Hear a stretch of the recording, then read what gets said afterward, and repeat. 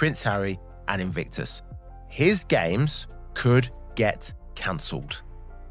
Now this is seismic. It is such an honor to be here tonight, celebrating all of you and supporting my husband in the Invictus Games, which he founded 4 years ago.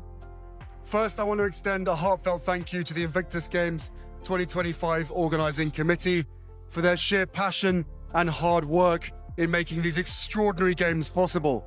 What if one of Prince Harry's biggest achievements wasn't facing criticism because of headlines, but because of something far more dangerous? Money. Behind the applause, the speeches, and the cameras, a storm may be building that almost nobody is talking about. Public celebrations continue. Smiles remain.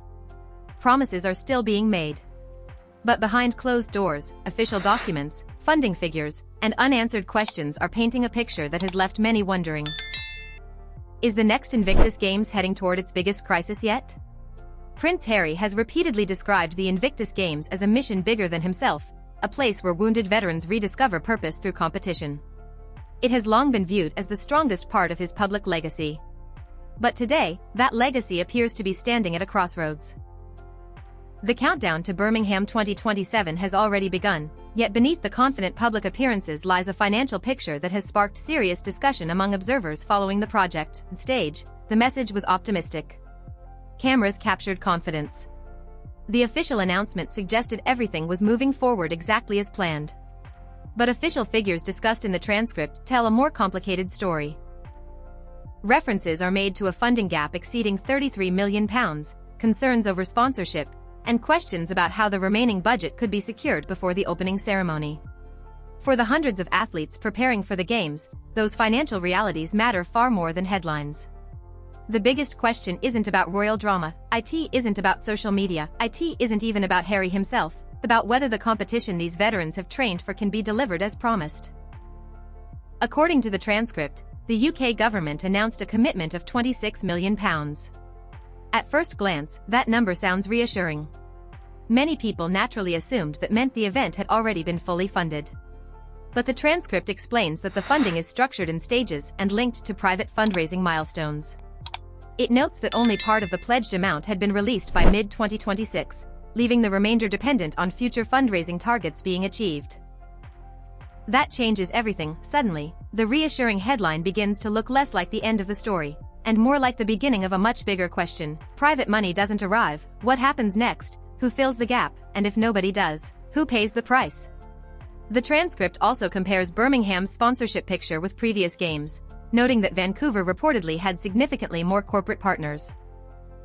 It further states that Boeing, a major sponsor associated with the previous event, is not returning for Birmingham 2027. Whether that reflects a routine conclusion of an earlier agreement or something else isn't established in the transcript. What is clear is that losing a prominent sponsor naturally attracts attention from others watching the project. And large international events, perception matters almost as much as funding itself. One departure creates questions. Questions create hesitation. And hesitation can make attracting new sponsors even harder. That is the pattern many people begin looking for. The transcript then shifts attention to Australia.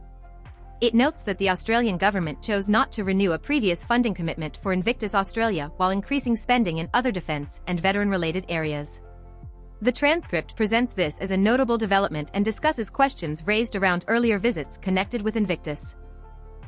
It also makes clear that some of those questions remained publicly debated rather than conclusively resolved. Whether these developments are directly connected isn't something the transcript proves, but together, they have fueled ongoing public discussion.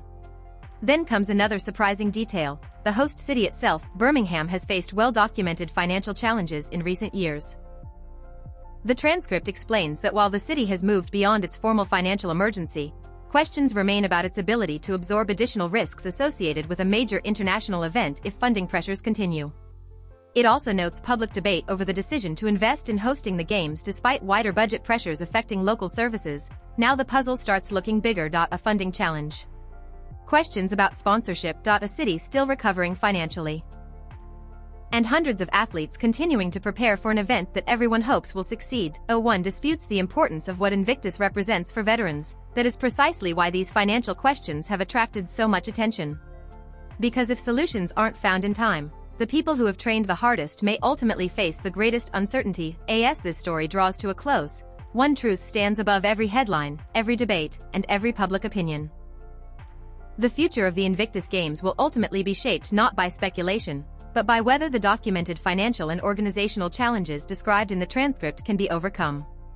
The figures, funding commitments, sponsorship changes, and governance developments discussed here raise important questions that deserve careful attention, yet they do not determine the final outcome. Hundreds of wounded veterans continue to train with determination, believing the Games will provide the opportunity they have worked so hard to reach. Their commitment remains the heart of this story. The months ahead will reveal whether new sponsors step forward, fundraising targets are achieved, and Birmingham 2027 moves from uncertainty to success. Until then, many of the questions raised remain unanswered, and the next chapter has yet to be written. Whether this becomes a story of resilience, recovery, and renewed confidence, or a lesson in the challenges of sustaining a global charitable sporting event, will depend on decisions made behind the scenes long before the opening ceremony begins. One thing is certain, the world will be watching closely, because what happens next could shape the future of the Invictus Games for years to come. And perhaps that is what makes this story so compelling. It is not simply about numbers on a balance sheet or the departure of sponsors. It is about the uncertainty that can surround even the most respected charitable sporting events when financial pressures, public scrutiny, and organizational challenges converge at the same moment. The transcript points to official filings, budget figures, and documented developments that have prompted questions from supporters and observers alike. Those questions remain part of an evolving story rather than a finished conclusion. Over the coming months, every fundraising announcement, every new partnership, and every official update is likely to be examined more closely than ever before. For the athletes preparing to compete, the focus remains on training, recovery, and representing their nations with pride. Their commitment serves as a reminder of why the Games exist in the first place. Whether Birmingham 2027 ultimately becomes a story of overcoming obstacles or one remembered for the challenges it faced along the way will depend on decisions that have yet to unfold. Until those answers arrive, the discussion is unlikely to fade. The documents have been published, the figures have been debated, and the countdown continues. Now, all eyes are on what happens next, because the next chapter has not yet been written.